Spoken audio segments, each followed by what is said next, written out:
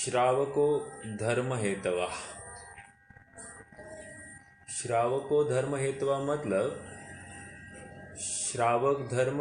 श्रावकाचार ही धर्म का हेतु है, या यूँ इसको अच्छे से कहे को श्रावक के बल पर ही श्रमण परंपरा टिकती है। यदि श्रावक में ही शिथिलाचारी हो तो मुनिपना प्रकट होना और बने रहना दोनों असंभवित भासित होते हैं। और इसीलिए विचारकों ने ये बात कही कि ये जो मुनिपना है ये इसका आधार श्रावक धर्म है। और इसीलिए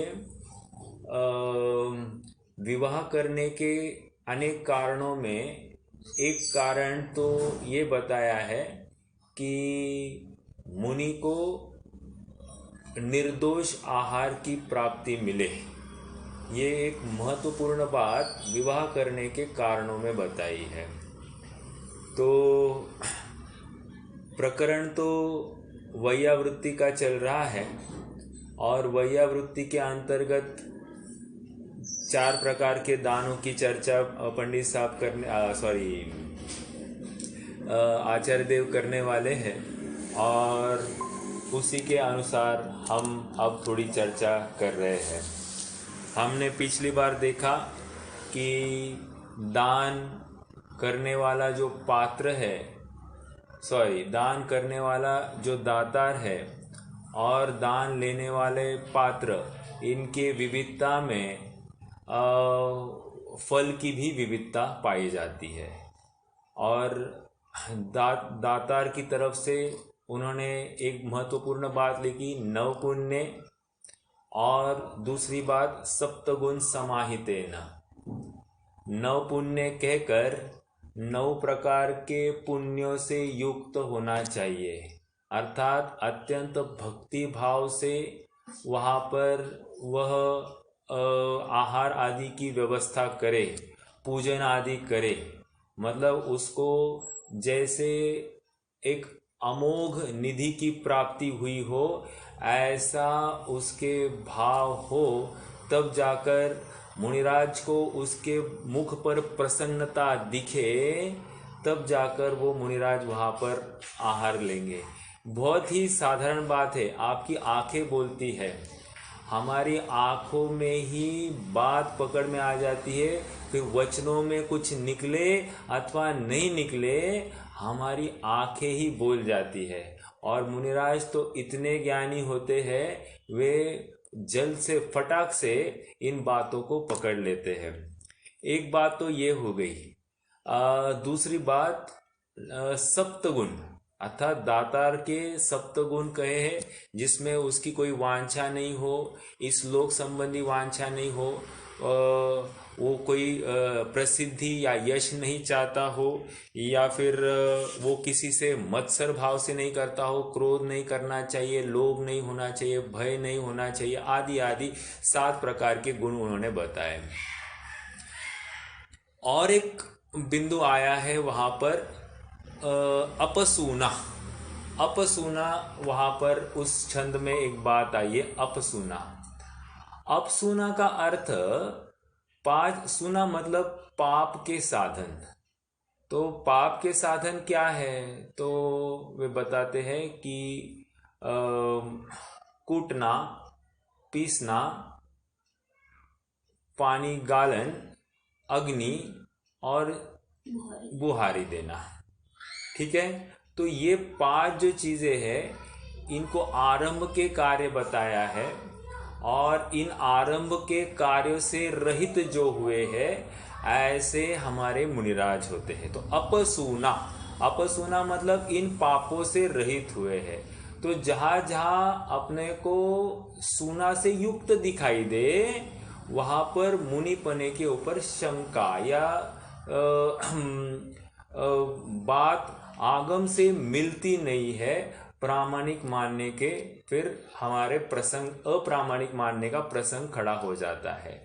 कहने की बात यह है कि अपसूना अर्थात पंच प्रकार के सुनाद से रहित, और वहां पर कृत, कारित और अनुमोदन, ये तीनों प्रकार समझने हैं, मात्र एक नहीं करना है। जैसे हमने नहीं कहा, किसी और ने, भक्त ने हमारे लिए व्यवस्था की, ऐसा नहीं चलेगा। कृत, कारित, अनुमोदन, क्योंकि उद्दिष्ट भोजन के त्यागी है। और वहां पर भक्ति कैसे आएगी? भक्ति आएगी ही नहीं। मतलब किसी को लगे कि हमने पैसे लगा दिए और हमने मुनिराज की भक्ति की, ऐसा नहीं होता है।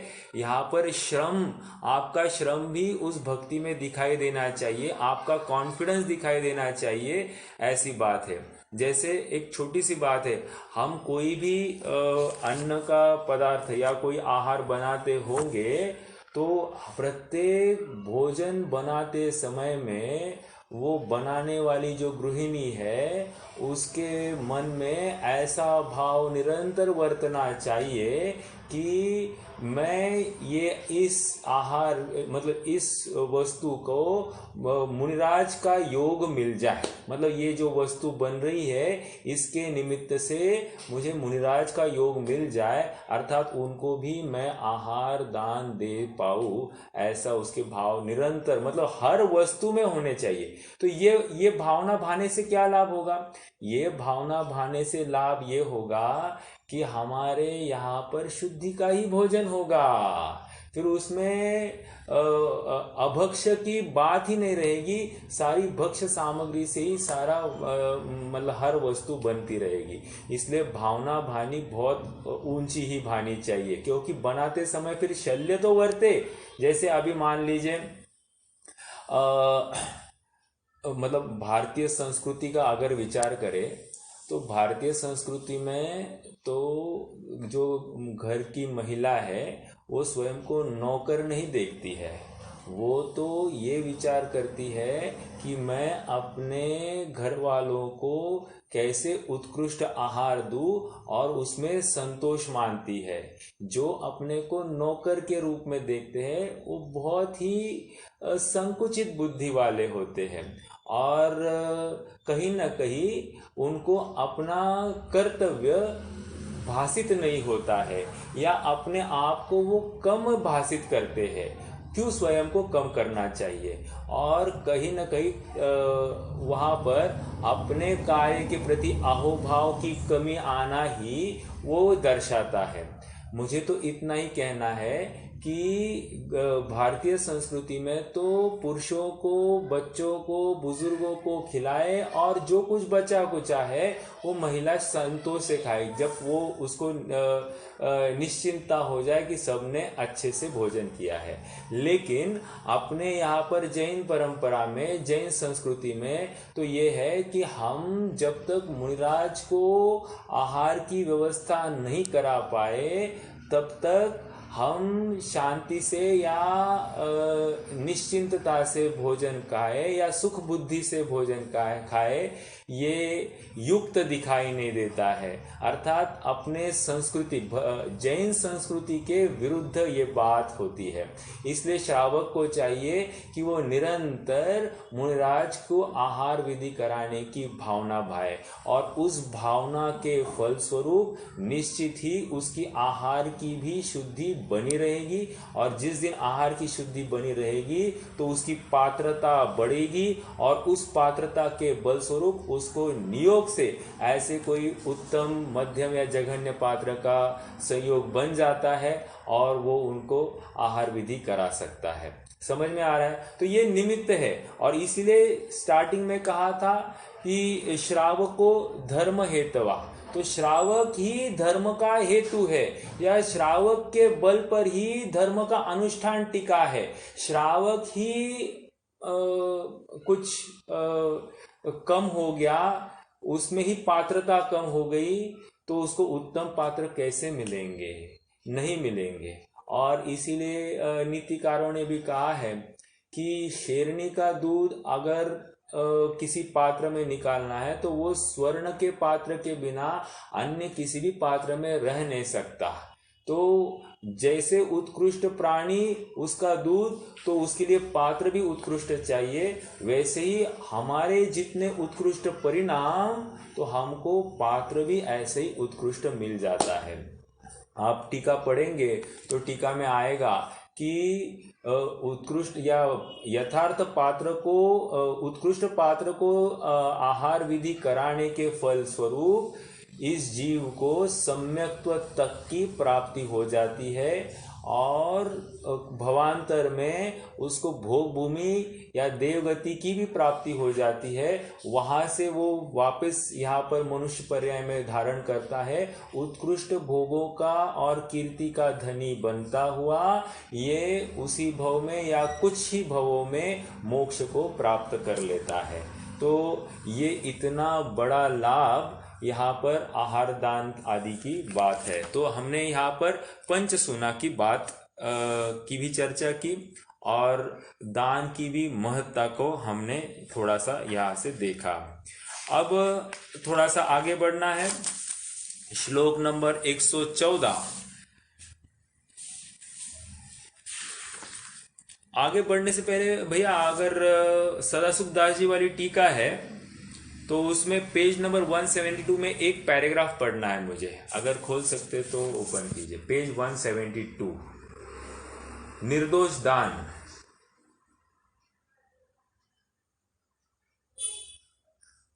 उसके पहले है भैया, आप थोड़ा सा,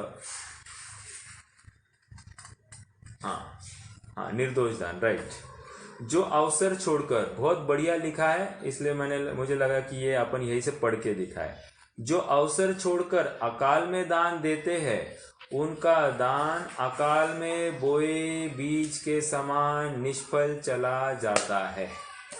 ओके, मतलब जब पात्र आया तब कुछ करते नहीं हो, और जब पात्र नहीं है तो पात्र ढूंढते बैठना एक, या फिर जब हम, मतलब ये यूं कहिए ना कि जब दांत थे तब चने नहीं थे, और जब चने हैं तब दांत नहीं है, यूं भी कह सकते, लेकिन वो ज्यादा बैठता नहीं। लेकिन यहाँ पर कह रहे हैं कि समय में ही आपको पात्र परखते आना चाहिए। हम कहते हमारे सामने पात्र नहीं, पात्र नहीं, पात्र नहीं, पात्र कैसे नहीं, आप ढूंढो तो आपको मिलेगा पात्र। और अगर सचमुच दिखाई नहीं देता, स्वयं पात्र बन जाओ, स्वयं को आप निधि दे दो, उत्कृष्ट भोजन आदि की निधि स्वयं को दे दो, कोई प्रॉब्लम नहीं। ये भी स्वयं को पात्र देखना, इसमें बहुत बड़ी बात है, क्योंकि हम में से कोई आगे बढ़कर ये श्रवण परा या धर्म का अनुष्ठान चलाने वाला है, तो हमको भूमिका बढ़ानी है या नहीं? बिल्कुल बढ़ानी है। अगर बढ़ानी है तो हम स्वयं को पात्र देखना सीखें। ओके, तो यहाँ पर कह रहे जो अवसर छोड़कर अकाल में दान देते हैं उनका दान अकाल में बोए बीज के समान निष्फल चला जाता है। जो अपात्र को दान देते हैं उनका दान बंजर भूमि में बोए बीज के समान निरर्थक हो जाता है। अपात्र मतलब उसमें कोई देने से भी कोई फर्क नहीं मिलने वाला है। गाय भैंस आदि को, कुत्ते आदि जो रास्ते पर चलते हैं उनको जो कुछ देते हैं, रोटी आदि आदि, वो कह रहे कि उससे सब निरर्थक है, कोई लाभ होने वाला नहीं है। बंजर भूमि में बोए बीज के समान निरर्थक हो जाता है। दुष्ट को दिया दान, दुष्ट को दिया दान, दुष्ट मतलब कौन? ये सब चंदा मांगने आते हैं नवरात्रि आदि गणपति के, उनकी, और कुछ जहाँ कोई मंदिर चलने हैं आदि आदि, या कोई छल कपट से कुछ और करने की बात करता है उसकी। दुष्ट को दिया दान, सर्प को पिलाया दूध मिश्री के समान, दातार को संसार के घोर दुख मरण जलन देने को विष के समान फल देता है। मतलब यहाँ पर कितनी बड़ी जिम्मेदारी हमारे ऊपर है कि हम यथार्थ पात्र ढूंढे और उसके आगे उसकी मतलब उसको इस मार्ग में बढ़ाने हेतु जो यत्न हो सकता है वो करना चाहिए। ओके, आइए अब अगले श्लोक की तरफ बढ़ते हैं। श्लोक क्रमांक 114। अब सुपात्र दान का फल कहने वाला श्लोक। सुपात्र को दान देने से क्या लाभ होता है उसको अब बताते हैं। गृहकर्मणापि निचितं कर्म विमार्ष्टि खलु गृहविमुक्तानाम् अतिथीनां प्रतिपूजा रुधिर्मलं धावते वारी। फिर से, गृहकर्मणापि निचितं कर्म विमार्ष्टि खलु गृहविमुक्तानाम् अतिथीनां प्रतिपूजा रुधिर्मलं धावते वारी। संधि देखते हैं एक बार। गृह कर्म ऐसा पढ़ना, गृह कर्म अपि निचितम, ओके। कर्म विमार्ष्टि खलु गृह विमुक्तानां अतिथीनां प्रतिपूजा रुधिर्मलम धावते वारी। सरल शब्द है, देखो अपन अर्थ देखते हैं अभी। गृह कर्मणापि निचितम, गृह कर्मणापि निचितम मतलब, गृह कर्म मतलब घर के कार्य करते करते, निचितम इकट्ठा करना। क्या इकट्ठा करना? कर्म।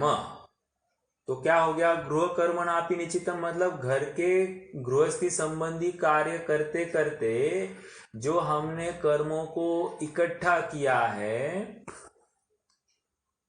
उसका क्या? विमार्ष्टि। विमार्ष्टि मतलब नाश करता है। विमार्ष्टि मतलब नाश करता है। खलु सचमुच,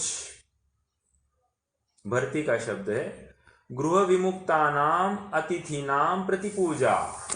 गृह विमुक्तानाम मतलब जो गृहस्थ से विमुक्त है, मतलब परिग्रह से रहित है, गृह त्यागी है, ये लगा सकते।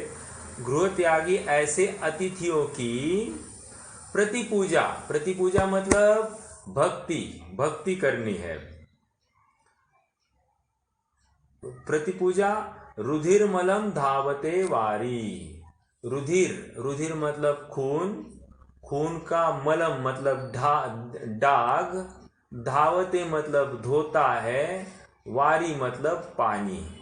ठीक है, तो क्या अर्थ हो रहा है कि जिस प्रकार खून का जो दाग है वो पानी डालने से धुल जाता है, उसी प्रकार जो गृहस्थी के कार्य करते समय इकट्ठा किया हुआ रुधिर जैसा या रुधिर रूपी दाग जैसा जो कर्म है, उसको धोने में अतिथियों की, जो गृह त्यागी ऐसे अतिथियों की पूजा करने में पूजा करने से या भक्ति करने से वे सब कर्म धुल जाते हैं।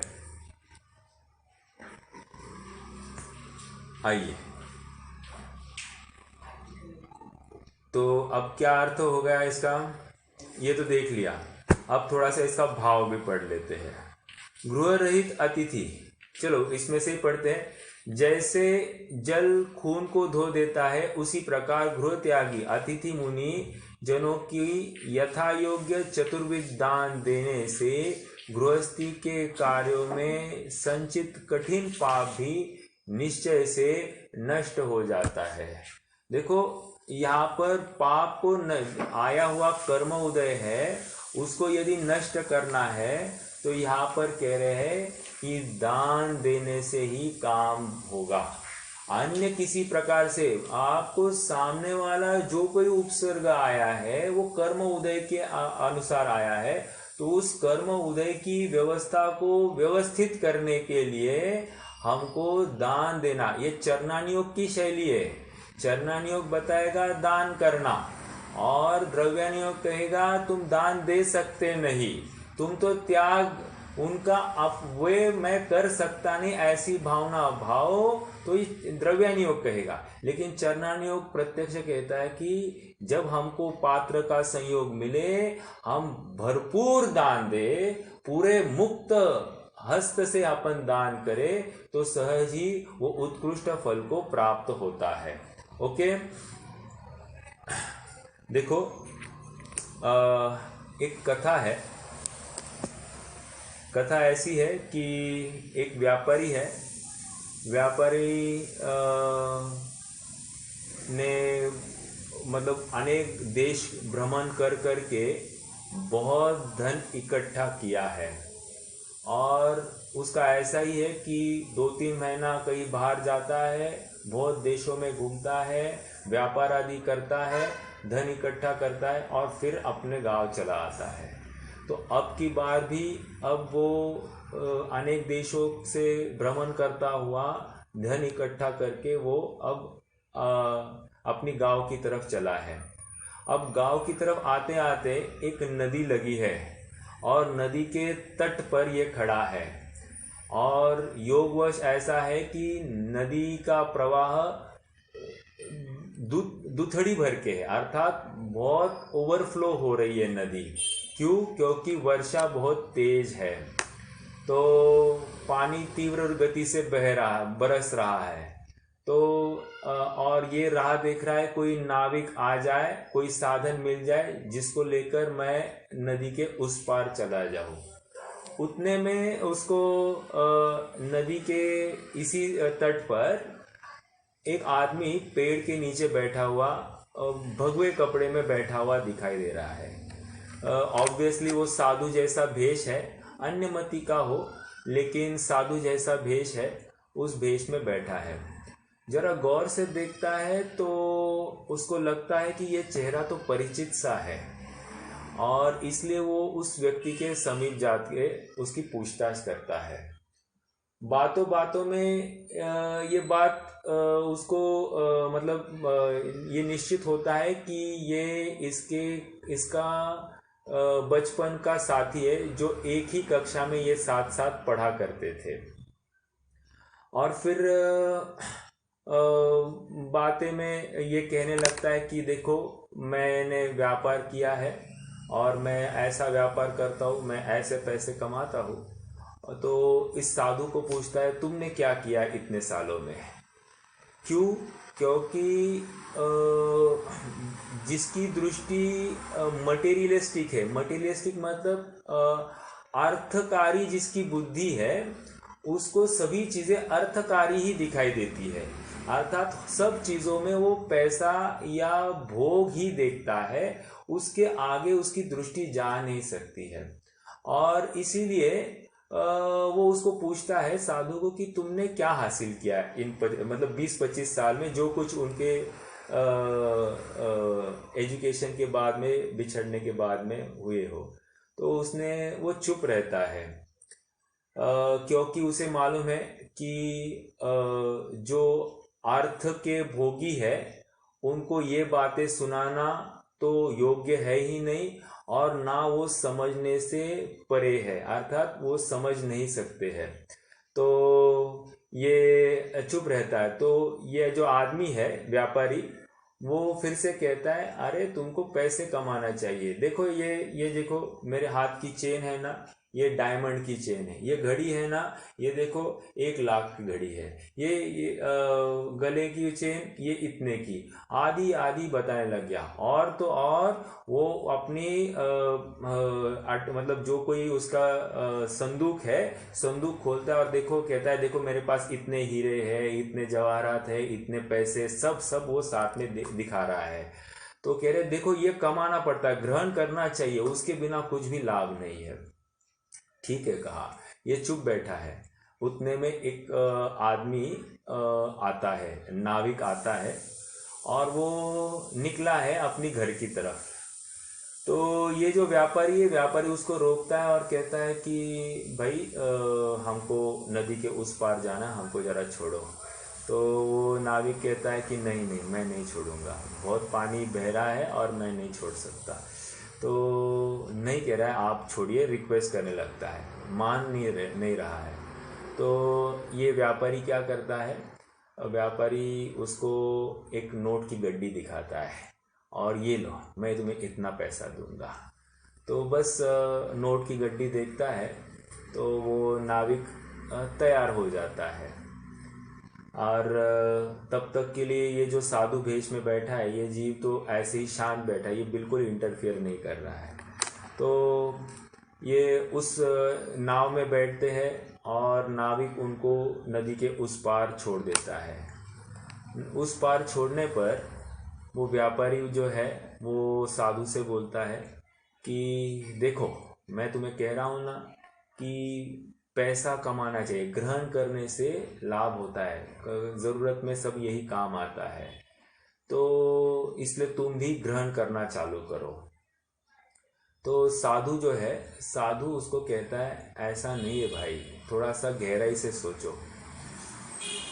तुमने जब पैसे दिए अर्थात तुमने क्या किया, तुमने त्याग किया है, त्याग किया तब उसको महिमा आई है। तो समझना ग्रहण करने से ज़्यादा त्याग की महिमा होती है, आकी जाती है जगत में। और यही बात यहाँ पर भी कह रहे हैं। वैयावृत्ति का प्रकरण खड़ा करके यहाँ पर दान की महिमा गाई जा रही है और दान किस प्रकार से हो सकता है उसकी बात यहाँ पर कह रहे हैं। अगर आप सदाशिव दास जी की टीका पढ़ोगे तो उन्होंने तो विषय को इतना खोला है उसकी सीमा नहीं है। मतलब हमको तो चाहिए कि हम ये प्रकरण बार बार पढ़े और हम स्वयं की अपनी पात्रता का विचार करें कि हम कहाँ खड़े हैं और हम स्वयं में किस प्रकार सुधार ला सकते हैं। क्योंकि जो रूखा चित्त होता है वो मोक्ष मार्ग में चलने के लिए कार्यकारी नहीं होता है, और जिसकी चित्त की भूमि मृदु हुई है वही सम्यक्त्व का पात्री है, और उसी के निमित्त से उत्तम पात्र की भी आहारचर्या या अनुनय विनय होती है। ओके, तो इसलिए हम स्वयं को पात्र बनाएं। जैसे हम हमेशा कहते हैं ना, महावीर जयंती के दिन पर हम हमेशा विचार एक निबंध स्पर्धा हमेशा रखी जाती है। कौन सी? कि महावीर की वर्तमान में वर्धमान की आवश्यकता है। तो वर्तमान में वर्धमान की आवश्यकता, और इसके ऊपर हम खूब बातें करते कि आतंकवाद खत्म हो जाएगा, ये खत्म हो जाएगा, लादेन नहीं होगा, वो नहीं होगा। लेकिन हम ये भूल जाते हैं कि महावीर भगवान की आहारचर्या कौन कराएगा, या महावीर भगवान को जन्म देने वाली ऐसी सुयोग्य महिला कौन होगी, या महावीर भगवान का अनुयायी या उनका भक्त कौन होगा जो उनके वचनों को 7-7, 8-8 घंटे सुनने के लिए अपना सब व्यापार धंधा आदि छोड़कर उनके वचनों में, उनके प्रवचन में चला जाए। ऐसा कौन होगा?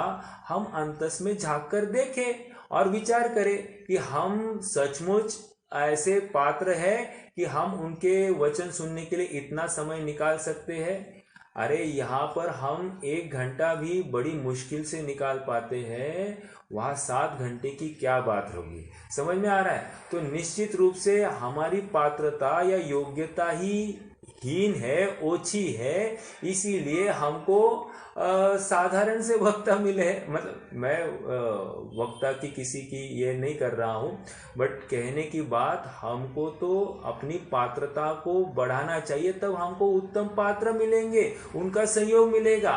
हमारी पात्रता हीन है और हम अपेक्षा कर रहे उच्च पात्र की, ऐसा 3 काल में नहीं हो सकता। हमको हमारी सोच बदलनी पड़ेगी, हमारे अंतस में विचार करना पड़ेगा, और हम हमारी पात्रता कैसे बढ़ाए, वैयावृत्ति कैसे होती है, और उसके योग्य हम कैसे हमें अपने जीवन में परिवर्तन करें, इसका हम खूब आत्मचिंतन करें तो लाभ होगा। तो ये छंद एक बार पढ़ते हैं और आगे बढ़ेंगे। गृह कर्मणापि निश्चितम। मला तर बोलायचं होतं। हाँ बोला ना, बोला।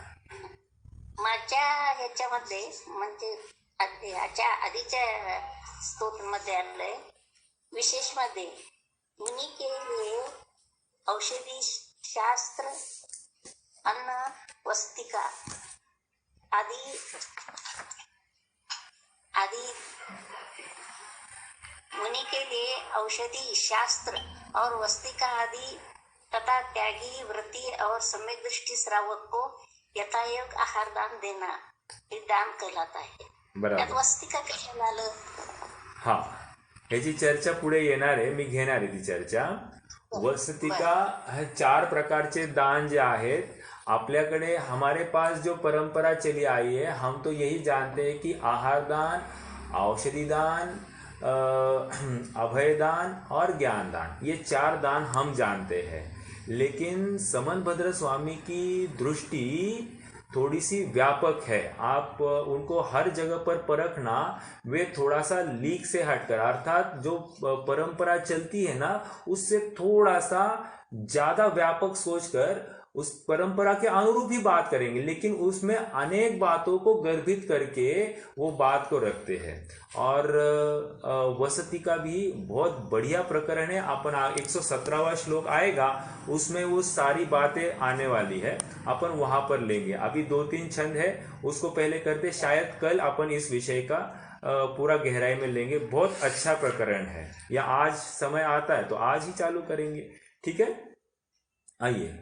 आपका प्रश्न बहुत जायज है कि वसति का कैसे लिया. देखो, पढ़ना है तो ऐसे पढ़ना, तो इसमें क्या आता है कि, और हमको शंका आनी चाहिए, वसति का कैसे ली, हमको तो 4 दान इतने ही पता है, और वसति का ना आहार दान में आती है, ना औषधि दान में आती है, ना अभय दान में आती है, और ना ज्ञान दान में आती है. हाँ, थोड़ा सा जंगल में रहना चाहिए. क्या कहा? जंगल में रहना चाहिए बोलते हैं, तो वस्तिका कैसे आई है? बराबर बराबर. तो उसकी चर्चा अपन करेंगे और अच्छे से होगी वो चर्चा. ठीक है. अभी तो ये श्लोक में अपन बढ़ते हैं. पहले अपन श्लोक 114 को रिपीट करने वाले थे. एक बार उस 114 को रिपीट करते. गृह कर्मणापि निचितम कर्म विमार्ष्टि खलु गृह विमुक्तानाम अतिथीनां प्रतिपूजा रुधिर्मलम धावते वारी. वारी मतलब पानी. ठीक है, पानी जैसे खून के मल को धो डालता है, वैसे ही तपस्वी को या जो गृह त्यागी, ऐसे जो अतिथि है, उनको आहार विधि आदि दान देने से तो हम हमारे सारे गृहस्थी में जो पाप अर्जन किए हैं वे धुल जाते हैं, ऐसा ये कहते हैं. ठीक है, चलिए आगे बढ़ते हैं. श्लोक 115. उच्चैर्गोत्रं प्रणते भोगी दानादुपासनात् पूजा भक्तेः सुंदर रूपम स्तवनात् कीर्ति स्तपो निधिषु. फिर से. उच्चैर्गोत्रं प्रणते भोगी दानादुपासनात् पूजा भक्तेः सुंदर रूपम स्तवनात् कीर्ति स्तपो निधिषु.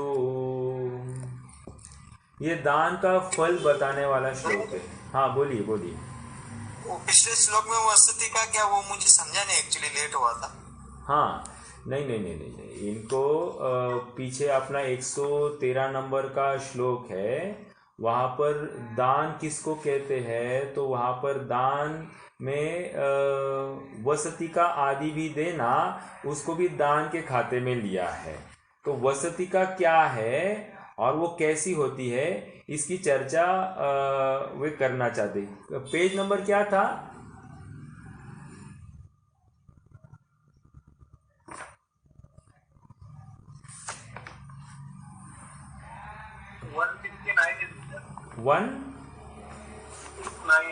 169. एक मिनट.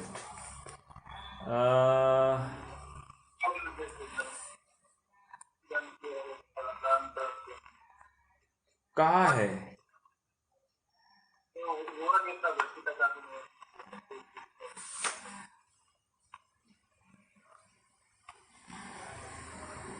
नहीं, एक मिनिट, 113 113 हाँ श्लोक 13 दान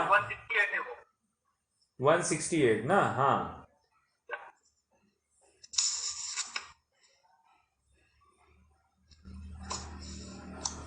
130 नाही, पेज नंबर काय आहे, पेज नंबर, हाँ बराबर, म्हणजे माझं छोटं 112 में है वसति का निवास ठीक करना। यहाँ पर तो ऐसा है, मतलब 112 के इसमें ऐसा लिखा है, संयम मलिन ना हो वैसे यत्नाचार से आसन शैया वसति का निवास ठीक करना, यत्नाचार पूर्वक ही उठना बैठना, ये बात आई है। बट इनका कॉन्टेक्स्ट इतना ही है कि वसति का क्या प्रयोजन है, तो अपन चर्चा करेंगे उसकी, ठीक है रोहित भैया। वो क्वेश्चन का समाधान पेंडिंग है, तो अपन लेने वाले हैं उसको। अभी तो श्लोक नंबर 115 में अपन है, ओके। संधि देखेंगे अभी पहले। उच्चैर गोत्रम प्रणते भोगी दानात उपासनात पूजा। संधि समझ में आ रही है?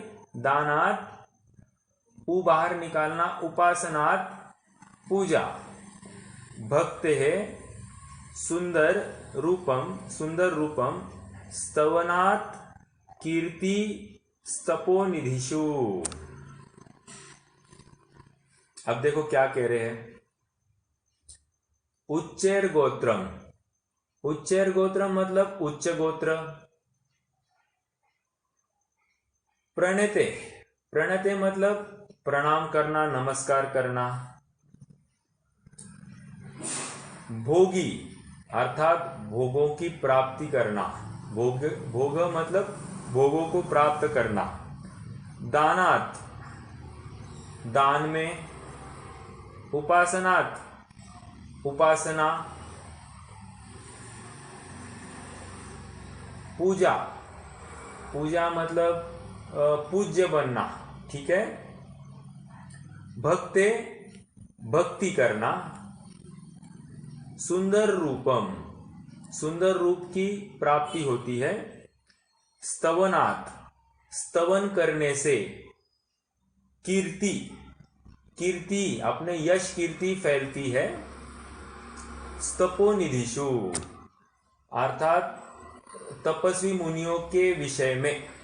स्तपोनिधिषु मतलब तपस्वी मुनि का जो अपन सम्मान करते हैं, उनकी जो भक्ति आदि करते हैं, उससे क्या क्या होता है ये यहाँ पर बता रहे हैं।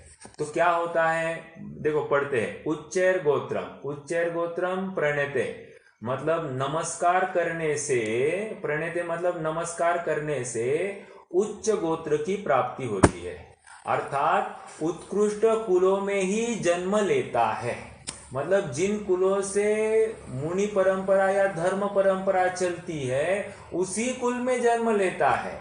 जैसे रघुकुल है, इक्ष्वाकु कुल है, आदि आदि जैसे हम लगा सकते हैं। ये सभी कुलों में जन्म लेने के लिए यहाँ पर कह रहे प्रणेते मतलब मात्र मुनियों को नमस्कार करने से उच्च गोत्र की प्राप्ति होती है। अब कोई कहे साहब हमारे सामने मुनि रही है, यथार्थ नहीं। अरे भावे का दरिद्रता, भावों को इतना उत्कृष्ट करो। आप दिन में आप नमस्कार मंत्र जितने बार कहते हो, उतने बार उस स्वरूप को आप नमन करो, नमस्कार करो, आपको लाभ हो जाएगा, उच्च गोत्र की प्राप्ति हो जाएगी। ओके। दूसरा भोगी दान करने से क्या होता है, अनेक भोगों की प्राप्ति हो जाती है। ओके। भोगों की प्राप्ति किससे होती है, दान करने से। मतलब एक दान करो, इस हाथ दीजे साथ लीजे। वो दान किए बिना जीवन कोरा है। ओके, जीवन निष्फल है। इस टीका में तो यहां तक कहा कि जो पैसा मेरा दान में लगा है, सत्पात्रों की विनय आदि में लगा है, धर्म मार्ग को बढ़ाने में लगा है, वही मेरा पैसा है। और जो विषय भोगों में लगा है वो तो पापारंभ है, वो तो पाप के कार्य में लगा है, वो मेरा पैसा ही नहीं। और आगे तो चलकर ये कहेंगे कि कोई ऐसी भावना भाई कि मैं ज्यादा पैसे कमाता तो मैं ज्यादा दान देता, ये बात गलत है। हमने इष्टोपदेश में देखा है, स्वयं पंकेन लिंपते, वो गज स्नानवत, जो गज होता है हाथी पहले नहाता है और फिर नहाने से पहले अगर वो स्वयं को मिट्टी से लिपता है तो क्या लाभ, मतलब मिट्टी धोने के लिए डबल पानी लगेगा। उसी प्रकार यहाँ पर कह रहे हैं पहले पाप करो और फिर दान करो, उससे अच्छा जितना कमाया है या जितना है उसमें से कुछ दान करो। अपने यहाँ पर एक्स्ट्रा कमाने की बात नहीं है, जो है उसमें से देने की बात है।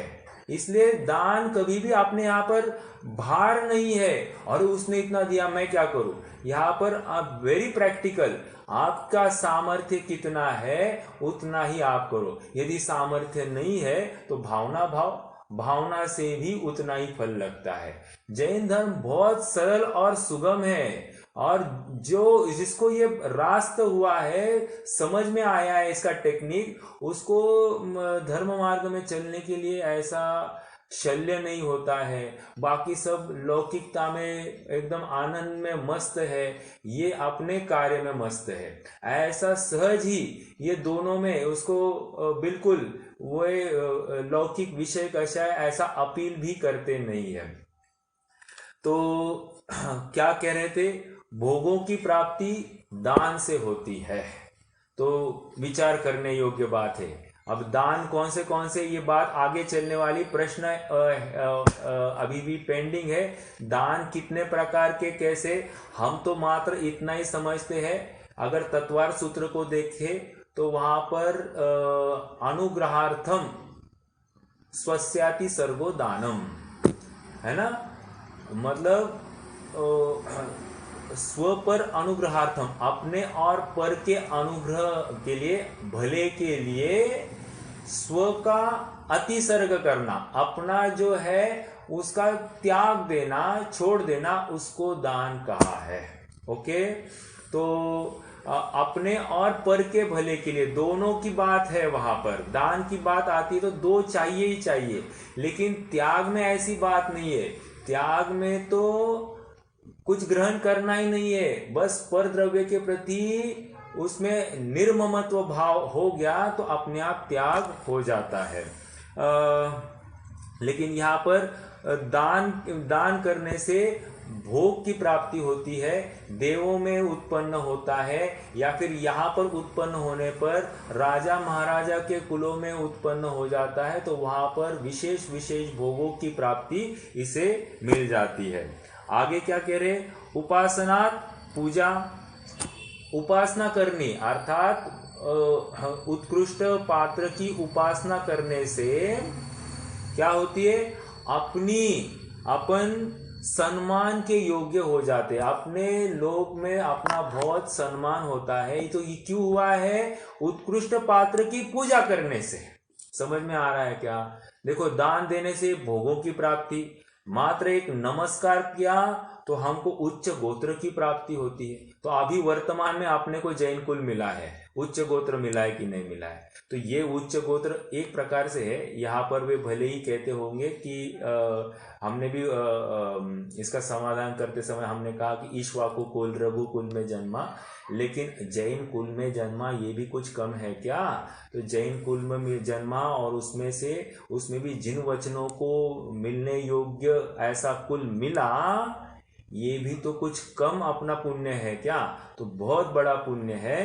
ये भी कहीं न कहीं पूर्व भव का जो हमने मुनि आदि की विनय की होगी, नमस्कार आदि किया होगा, उसके फलस्वरूप हमको यहाँ पर उच्च कुल मिला। समझ में आया? दानात उपासनात पूजा। आगे भक्ते सुंदर रूपम, भक्ति करने से मतलब मुनिराजों की, तपस्वियों की भक्ति करने से सुंदर रूपम। देखो आप नोट करना, ये नौ पुण्य की बात चल रही थी ना, नौ पुण्य में जितने भी बातें आई वही तो यहाँ पर कह रहे हैं। नमस्कार करना, पहला पॉइंट क्या था वहां पर नौ पुण्य में? प्रतिग्रहण, नमस्कार करना, नमस्कार करने से उच्च गोत्र। फिर क्या है? दान करना, अर्थात आहार दान देना, वहां पर यथा योग्य उनके योग्य जो आहार है वो देने से उत्तम भोगों की प्राप्ति होती है। उनकी स्तवन आदि करने से, अर्थात पूजन आदि की हमने तो उससे हमारा क्या हुआ? हम सम्मान के योग्य हो गए। या फिर हम उनकी भक्ति करने से हमको सुंदर रूप की प्राप्ति होती है। तो कहते देखो, सुंदर रूप की प्राप्ति फेयर एंड लवली लगाने से नहीं, ब्यूटी पार्लर्स में जाने से नहीं, या अनेक महंगे क्रीम आदि लगाने से नहीं। यहाँ तो कह रहे हैं कि हम यथार्थ जिन धर्म के अनुसार सच्चे मुनिराज की हम भक्ति करें तो हमको सुंदर रूप मिल जाएगा। कितना सरल और सुगम है। मतलब यहाँ पर देखो तो कितना अवलंबन है, अवलंबन कितना पर का है सुंदर दिखने के लिए। और यहाँ पर स्वावलंबन, सहजता से, स्वभाव से ही सुंदर रूप की प्राप्ति। कौन सा चाहिए? अगर हमारे पास दो चॉइस है तो कौन से लेंगे यहाँ पर? निश्चित रूप से अब ये जिनवानी की बात, जिन वचन सुनकर हम तो यही लेंगे भाई। चलो भाई, ये फोकट का मोफत का धंधा है, वहां तो पैसा खर्चा करना पड़ता है तब जाकर हो अथवा नहीं हो। यहाँ तो फोकट में बस परिणाम करो, काम हो जाएगा। समझ में आया? भक्ति करो बस। भक्ति कैसे करेंगे? भक्ति कैसे करेंगे अपन मुनिराजों की? एक तो उनके कहे अनुसार होना, उनके कहे अनुसार चलना, उनके निकटवर्ती होना, जो हमने मोक्षमय प्रकाशक में पढ़ी कि उनके निकटवर्ती होना, उनके आकार का अवलोकन करना, या फिर उनका ऑब्जर्वेशन करना, या उनके अनुसार प्रवर्तन करना। ये सब क्या है? भक्ति करने के साधन है। ओके, आगे स्तवनात् कीर्ति, स्तवन करने से कीर्ति की प्राप्ति होती है। कीर्ति मतलब अपना दशों दिशा में अपना यश फैल जाता है। जैसे चक्रवर्ती आदि होता है, उसकी कीर्ति सभी दिशाओं में फैल जाती है। तो ऐसा महापुण्यशाली जीव हो जाता है जीव। ओके, स्तवनात् कीर्ति, स्तपो निधिषु, तप का निधि ऐसे मुनिराजों की सेवा करने से, उनके विषय में उनको नमस्कार करने से, उनको दान देने से, उनकी उपासना करने से, उनकी पूजा करने से और उनके स्तवन आदि करने से हमको उच्च गोत्र, हमको उत्कृष्ट भोग, हम पूज्य लोक में पूज्य मान्य हो जाते हैं, हमको सुंदर रूप मिलता है और हमारी कीर्ति दसों दिशा में फैल जाती है। ऐसे सहज इजी ऐसे लाभ हमको बिना किसी मेहनत के हमको मिल जाते हैं। मतलब कहने की बात यह है कि हमको, जैसे अंबानी का लड़का है, उसने उस स्कूल में जन्म लेने के लिए क्या किया, उसके घर में जन्म लेने के लिए, मैं अन्यथा नहीं लेना, वो भोगी व्यवस्था है, उनकी बात नहीं है, लेकिन जहाँ सभी प्रकार की व्यवस्थाएं अपने आप में अवेलेबल है, उस लड़के ने क्या मेहनत की है उस व्यवस्था को पाने के लिए। वो तो पूर्व पुण्य का संचय है, वो बराबर वहां उत्पन्न हुआ और ये बाप दादा सब मेहनत कर रहे हैं, ये राजा बाबू आराम से खाने वाले हैं। कहने की बात यह है कि मेहनत एक कर रहा है और भोग दूसरा कर रहा है। तो इससे हमको समझ में आता है कि ये फल जो है कहीं ना कहीं पूर्व पुण्य का संचय ही तो यहाँ पर फला है और उसके अनुसार सब अपने लिए भाग रहे हैं और मैं आराम से बैठा हूँ। ऐसे हो सकता है कि नहीं? ये किसके फल में है? ये ऐसे उत्तम पात्रों की भक्ति, पूजा, स्तवन आदि के फल में हो जाता है। समझ में आ रहा है? तो विचारणीय बिंदु है। मतलब हमको लगता है कि बाह्य व्यवस्थाएं ठीक करने से लाभ होगा, और यहाँ पर कह रहे बाह्य व्यवस्था नहीं, अपनी सोच व्यवस्थित करने से, यथार्थ पात्र को ढूंढने से ये कार्य होने वाले हैं। ठीक है? तो देखो लाभ कितना हो रहा है। जिन वचनों को सुनकर हमारी मति व्यवस्थित हो जाती है, जो अव्यवस्थित थी वो ठिकाने पे आ गई। ये भी कुछ कम लाभ हुआ है, क्योंकि आज तक तो विषय में भटक रहे थे, लेकिन आज अब पता चला है तो अब विषय में नहीं रमेंगे, अब भोगों में नहीं लगेंगे, अब हम पात्र को ढूंढने लगेंगे। हम हमारे यथार्थ जो पूंजी मिली है, जो पुण्य पूर्व कर्म के उदय से जो कोई धन उपार्जित हुआ है और वर्तमान में जो कोई उद्यम होगा वो न्यायोपार्जित ही होगा, ऐसा हम सहज ही विचार करेंगे और अपने आप को सीमित करने की कोशिश करेंगे। आइए अब अगला श्लोक करने से पहले एक बार फिर से पढ़ते हैं और फिर अगले श्लोक में जाएंगे। उच्चैर्गोत्रं प्रणते भोगी दानादुपासनात् पूजा भक्ते सुंदर रूपम स्तवनात् कीर्ति स्तपो निधिषु।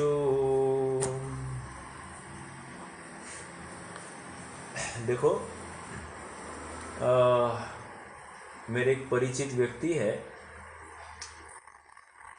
वो हॉस्पिटल में ऑलमोस्ट मरण शैया पर है। जैनी ही है, लेकिन तकलीफ ये है कि ना उनको कोई धर्म थोड़ा बहुत किया होगा, लेकिन श्वेतांबर मान्यता वाला, लेकिन उम्र भर जो है भावना नहीं भाई, समाधि मरण की। अब मरण की शैया पर है, पैसा अमाप पैसा है, जितना चाहो खर्चा करने के लिए तैयार है, लेकिन कोई वहाँ पर धर्म सुनाने के लिए अवेलेबल नहीं है। समझ में आया? और आज के डेट में तो ऐसी अवस्था है कि कोमा में चले गए हैं, सभी उनके मरण की राह देख रहे हैं। और हमने कितनी सेवा की के नाम पर इंश्योरेंस होंगे, मेडिक्लेम होंगे, जो कुछ होगा उसके नाम पर 50 बार हॉस्पिटल में भर्ती किया और अज्ञानी लोग उनकी वाह वाह करते घूमेंगे कि सब खड़े रहे, लेकिन एक जन भी उनको धर्म वचन सुनाने में असमर्थ रहा। इससे बड़ा दुर्दैव उस मरने वाले का क्या होगा? समझ में आ रहा है क्या आपको? तो मुझे तो ये कहना है कि धर्म में अपना एक एक समय जा रहा है। जितनी निराकुलता अपने को धर्म करने में होती है, वहाँ पर हॉस्पिटल में सभी दुख को देखने में कितनी आकुलता होगी। तो जितना हो सके हम धर्म मार्ग में क्यों प्रवृत्ति नहीं करते हैं, ये बहुत बड़ा आश्चर्य है। ओके, आइए, मैंने सहज ही वो बात बताई, मेरे ध्यान में जस्ट आ गई तो मैंने कहा आप सबसे शेयर करूं।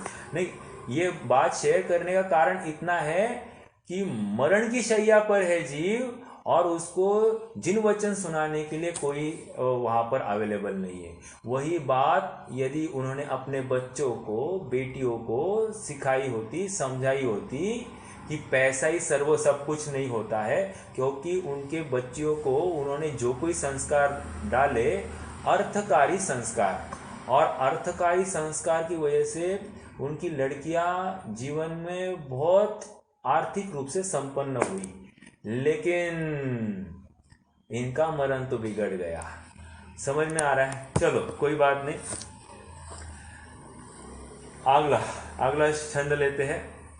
देखो, ये भी प्रसंग हमको कोई ना कोई बोध देके जा रहे हैं। मैंने ये वेस्ट ऑफ टाइम या किसी को मेरी बात सुनाने के लिए नहीं, कहीं ना कहीं अपने जीवन में भी ऐसे प्रसंग खड़े होने के बहुत अवसर है, और ऐसे अवसर नहीं आए, हमको हमारी बुद्धि ठीक नहीं हो, उस समय में हमको हमारा कोई जीव जिसको हमने धर्मोपदेश किया है, धर्म मार्ग सिखाया है, वो हमको अगर सुनाए तो हमने जो बीज बोया है उसी की जरूरत हमको कभी पड़ सकती है, वो बीज तब फलेगा।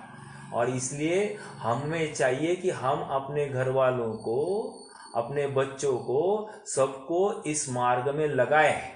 अगर हम नहीं लगाते हैं तो हमारे जितना क्रूर कोई नहीं है। समझ में आ रहा है? इसलिए लाख काम छोड़कर भी इस काम में लगाना चाहिए। चलिए, श्लोक 116। अब दान का विशेष प्रभाव कहने वाला श्लोक कहते हैं, क्षितिगतमिव वट बीजम पात्रगतम दानमल्पमपि काले फलतीच्छाया विभवम बहुफलमिष्टम शरीरभृताम। क्या कह रहे हैं? क्षितिगतमिव वट बीजम पात्रगतम दानमल्पमपि काले फलतीच्छाया विभवम बहुफलमिष्टम शरीरभृताम। संधि देखते हैं। क्षिति गतम इव वटबीजम पात्रगतम दानम अल्पम अपि काले। अल्पम अपि काले संधि कर रहे हैं।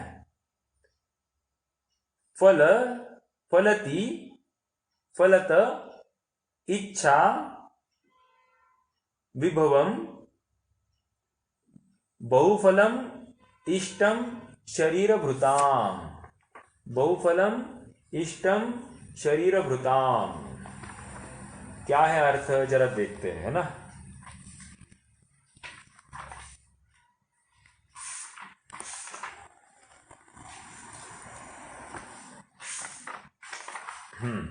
क्षिति मतलब होता है पृथ्वी। गत मतलब पृथ्वी के अंदर।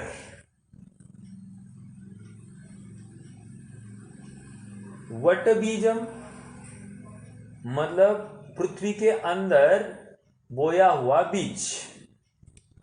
और कौन सा बीज? वट बीज कह रहे हैं, आलतू फालतू बीज नहीं कह रहे हैं। गुलाब का बीज नहीं, या कमल का बीज नहीं, कह रहे वट का बीज। वाय वट का बीज? वट का बीज सबसे बड़ा वृक्ष माना गया है, तो वट का वृक्ष माना गया है। तो कितना बड़ा, कितना फैलता है? तो बहुत फैलता है, इसलिए वट बीज की बात कह रहे हैं। ओके। पात्रगतम, पात्रगतम मतलब पात्र को दिया हुआ। दान, पात्र को दिया हुआ दान। अल्पमपि काले, अल्पदान और अल्पकाल में। अल्पदान अल्पकाल में। फलती, फल को प्राप्त होता है। अल्पकाल में उत्कृष्ट फल को प्राप्त होता है।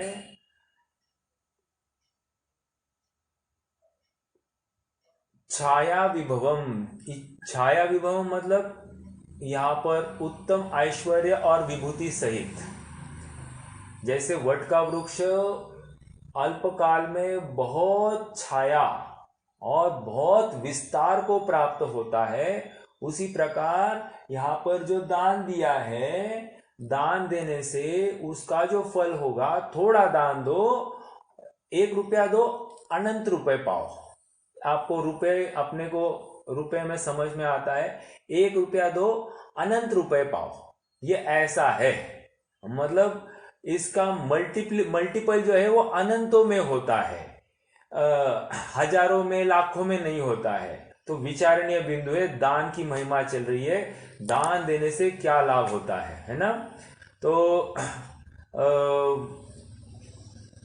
फलती इच्छाया विभवम बहुफलम इष्टम शरीरभृताम। बहुफलम बहुत सारे और अनेक सारे। यहाँ पर क्या अर्थ दिया है? बहुफलम, हाँ, बहुत से फल को फलता है। बहुफलम मतलब बहुत से फल को फलता है। शरीरभृताम, शरीरभृताम मतलब शरीरधारियों के। ओके।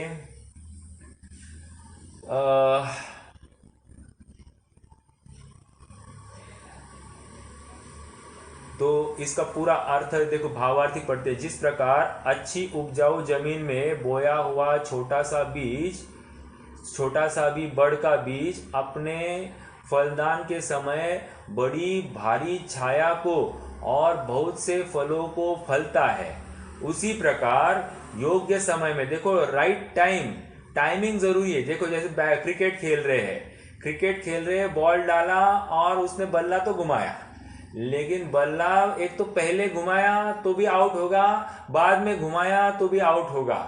राइट टाइम पर घुमाया तो फिर चौका या छक्का लगेगा। समझ में आ रहा है क्या? बस वही बात यहाँ पर कह रहे हैं। दान भी दो, समय से पहले दो तो भी अकार्यकारी, समय के बाद दो तो भी अकार्यकारी, सही समय पर दो तो कार्यकारी।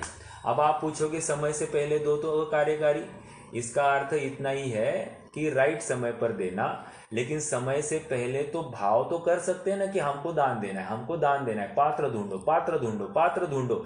जैसे रुपया पैसा कमाने के लिए हम सोर्स देखते रहते हैं, कैसे धन अर्जन किया जाए, कहाँ हम कुछ निवेश करें तो जिससे हमारा धन बढ़ सके। उसी प्रकार यहाँ पर कह रहे हैं कि हम पात्र को ढूंढे, किसे दान दे तो हमको उत्कृष्ट पुण्य का संचय हो जाए। समझ में आ रहा है? और किसको किसको, मैं बार बार कहता हूं, किसको किसको मतलब हम स्वयं को ही पात्र बनाए। हम किसी ऐरे गहरे को, दूसरे को ढूंढने की कोशिश ना करें, स्वयं की पात्रता बढ़ाए, स्वयं में ही पात्र हो जाए तो हम अपने स्वयं को ही दे दो अपनी निधियां। ओके, समझ में आ रहा है क्या?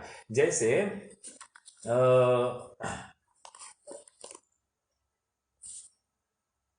कैसे, क्या उदाहरण दे रहा था मैं? जैसे देखो, एक इसमें ये बात आती है कि जो शायब शमिक सम्यक दृष्टि है, शायब शमिक सम्यक दृष्टि ऐसा तीर्थंकर का जीव है। ओके, और वो जीव जब भी अब मनुष्य भाव धारण करेगा तो उसको शायिक सम्यक्त्व कैसे होगा? शायिक सम्यक्त्व वो किसी श्रुत केवली या केवली के पादमूल में ही होता है। तो इसको शायिक सम्यक्त्व कैसे हो सकता है? तो कहते हैं कि वो स्वयं श्रुत केवली होता है और फिर स्वयं के पादमूल में उसको शायिक सम्यक्त्व की प्राप्ति होती है। ओके, तो ऐसे ही यहाँ पर कह रहे हैं, मतलब मेरा ऐसा कहना है कि हम पात्र हमको मिले तो बहुत अच्छी बात है, लेकिन नहीं मिले तो क्या? और पात्र क्यों नहीं मिलेंगे? ढूंढने से तो खुदा मिलता है, हम ढूंढते नहीं है इसलिए खुदा भी नहीं मिलता है। बात तो ये है। ओके, तो पात्र मिलते हैं, हम स्वयं को पात्र बनाए, घर वालों को पात्र बनाए, और उनको कैसे इस मार्ग में बढ़ाया जा सकता है इसका विचार हम करें। तो बस वे आगे बढ़ेंगे, उनको अनुमोदना का फल हमको मिलेगा। बस यही हो गया दान। और क्या होता है दान? समझ में आ रहा है क्या? मतलब बहुत इजी है। हम यहाँ वहां ढूंढते बैठते हैं, काखेत कळसा अन गावाला वळसा। तो कह रहे अरे हमारे घर में ही पात्र है और हम फुल पात्र लेकर गांव भर घूम के आए हैं। तो विचारणीय बिंदु है कि हम घर में ही पात्रों को ढूंढने की कोशिश करें, और हमको ढूंढने से मिलते हैं या नहीं मिलते तो हम स्वयं पात्र बने। ओके, चलिए, तो हाँ बोलिए ना। हाँ, ये योग्य समय का चुनाव कैसे होगा? बिल्कुल, बहुत मतलब यही तो बात है। आपको बताओ भैया, मैं मतलब हर जीव को लगता है कि वो योग्य समय कब आएगा। जैसे हमको लगता है बहुत बार, अभी अपना जॉब आदि करते तो हमको क्या लगता है, एक बार जॉब पूरा हो जाए तो मैं फिर पूरा खूब खूब धर्म में लगूंगा। ओके, ऐसा लगता है कि नहीं लगता है? तो कह रहे कि ये सोच अपनी गलत है। अभी वर्तमान में जॉब करते करते मान लीजिए मेरे पास 2 घंटे स्पेयर मिलते हैं, तो 2 घंटे में अब उसका यूज मैं मात्र धर्म अनुष्ठान में ही प्रवृत्ति करने में लगाऊंगा, ये योग्य समय हुआ। ओके, दूसरी बात, जॉब कर रहे हैं उस समय में भी हम निरंतर तत्व चिंतन नहीं कर सकते क्या?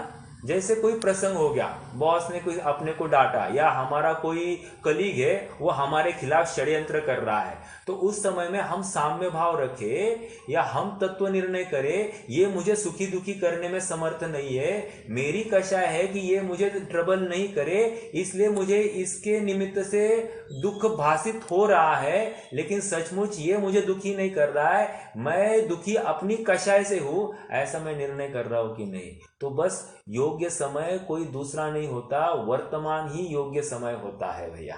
जैसे 10th स्टैंडर्ड का इंग्लिश के बुक में ना एक कथा आती है, और वो कथा ऐसी होती है कि राजा को एक प्रश्न पड़ता है कि what is the right time to do a job and who is the right person whom I can give something। ऐसे 2-3 प्रश्न है, राजा को प्रश्न पढ़ते हैं, और इसलिए वो प्रश्नों के समाधान के लिए सभी दरबारियों को पूछता है, सबको पूछता है, उसको समाधान नहीं मिलता है, तो फिर वो चल पड़ता है किसी साधु को मिलने के लिए, क्योंकि किसी ने कहा कि एक साधु है वो आपके प्रश्नों का जवाब देगा।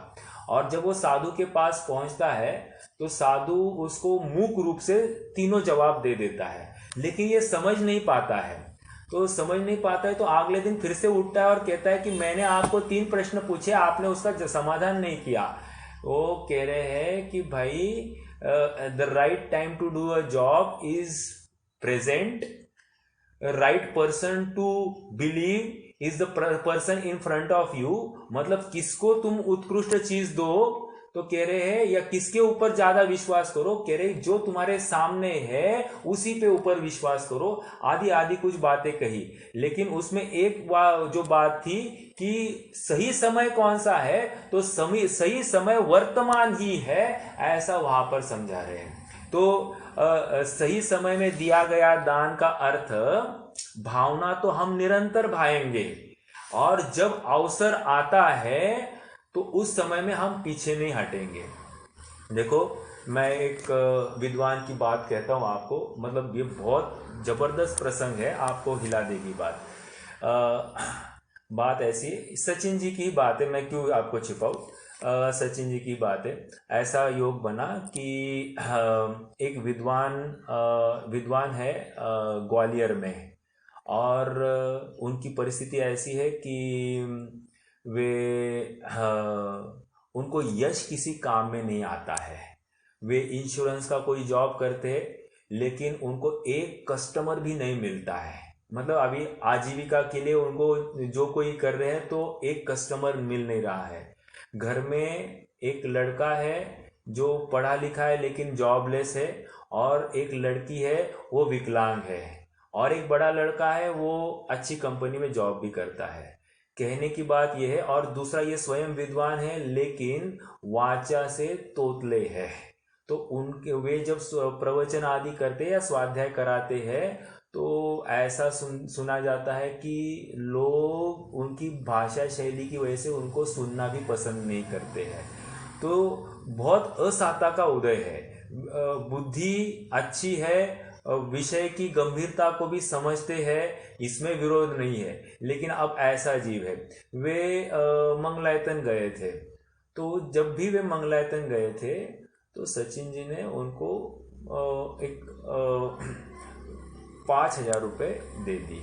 मतलब वे जब भी जाते हैं मंगलायतन, जब भी ग्वालियर से मंगलायतन जाना 4-5 घंटे का रास्ता है, और कई शिविर आदि के कारण जाना हो तो वो वहाँ जाते हैं, तो उनको कुछ दान राशि दी।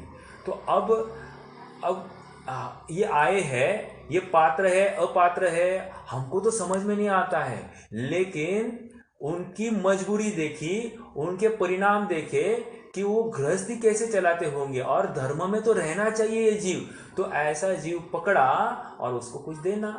तो इस प्रकार ऐसे जीव हमको ढूंढने होंगे, पकड़ने होंगे। और अपने साइड में क्या है भैया कि थोड़े से एक तो हम देख नहीं पाते हैं, या क्योंकि हम में वही लोग आते हैं जो एकदम समर्थ है, और जो असमर्थ है वे शायद हम में मिक्स होना ही थोड़ा सा एक इन्फीरियरिटी सा फील करते होंगे। तो हमारे यहाँ पर ऐसे लोग मिक्स होते ही नहीं, ज्वाइन होते नहीं, हम होने नहीं देते या वो होते नहीं, वॉट एवर इट में बी, लेकिन ऐसा होता है। और इसकी वजह से क्या होता है कि सच्चा जीव जो धर्म के में चल सकता है वो वंचित रह जाता है इन बातों से। तो मैंने तो एक उदाहरण दिया, ऐसे बहुत सारे जीव उनके पास, उनके सन्निधि में आते हैं और वे बहुतों को कुछ ना कुछ देते हैं। अब मान लीजिए कि वे बच्चे हैं, बच्चों को कंठपाठ कराना, जैसे अब आप खनियाधाना जाओगे, खनियाधाना में वहाँ भी गुरुकुल है 6 to 10 स्टैंडर्ड, और वहाँ ना बहुत गरीब घर के बच्चे आते हैं, मतलब और उनको फिर ये बस धर्म का कोई अनुष्ठान कराना, जैसे कोई दिन भर कोई स्वाध्याय करेगा, कोई जिनवानी पढ़ेगा, उसको 500 रुपया गिफ्ट, ये ऐसा दिया जाता है। कहने की बात इतनी है कि हम प्रेरणा देकर किसी को धर्म मार्ग में ये कर सकते हैं। एक मिनट, कोई फोन आया है इसलिए मेरी कनेक्शन लूज हो रही है। बंद कर, लाल बटन दबा।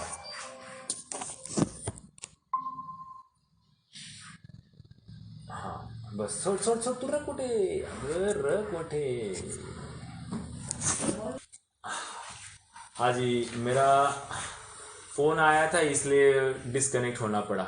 चलिए, मैं तो ये कह रहा था कि पात्र इस प्रकार ढूंढा जाता है, मतलब एक तो हम भावना निरंतर भाते रहे, दूसरा हम निरंतर ढूंढते रहे, तलाश में रहे, तब जाकर ये कार्य होगा, नहीं तो कार्य नहीं होगा। ये मतलब आप सही समय की बात कर रहे हैं ना, तो सही समय ऐसा कहकर तो कभी भी कोई समय नहीं आता है। हमको निरंतर तैयार रहना चाहिए और निरंतर प्रत्येक समय में हमको भावना भानी चाहिए कि मैं दान दूं, मैं पात्र देखूं, तब जाकर ये काम होने वाला है भैया। हमको कोई पात्र ऐसा सामने खड़ा हुआ है और लो भाई हमको दान दो, और जो सत्पात्र होता है वो मांगता ही नहीं है। अब मांगता नहीं और हमको समझना इसको जरूरत है, तो ये बहुत बड़ी बात है। कैसे ढूंढे, ये अपनी मतलब वो हमारी खूबी है, हमारी कला है, ये हमारा काम है। कैसे, वो तो हर किसी को पूछते। अभी जैसे कितने भी बच्चे वहां पर आते हैं ना, वो सबको कहता है भैया तुमको जिंदगी में कुछ भी कमी हो, तुमको लगता है कि तुम्हें स्वाध्याय करने में कोई बाधक, कोई संयोग की कमी है, तो तुम हमको एक इशारा कर देना, मैं तुम्हारी व्यवस्था कर दूंगा। ये ऐसा और फ्रंटली बोल देते हैं बच्चों को, तुम तो धर्म में प्रवृत्ति करना। मतलब यही तो फिर अनुमोदना है, यही तो दान है। और क्या होता है दान हमको मात्र उस पैसे के आगे हमको ज्यादा दिखाई नहीं देता, लेकिन किसी को